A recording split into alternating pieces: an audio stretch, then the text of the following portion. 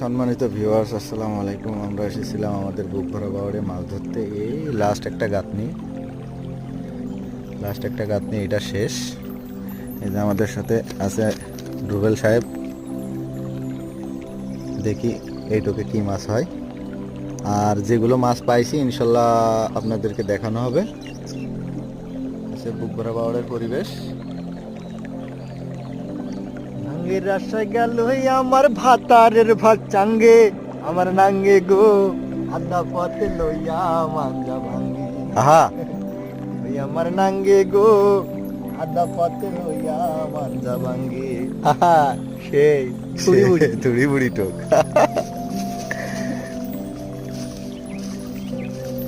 এই মাছ মারতে গেলে বিনোদনও লাগে, আনন্দ লাগে, এই আর কি।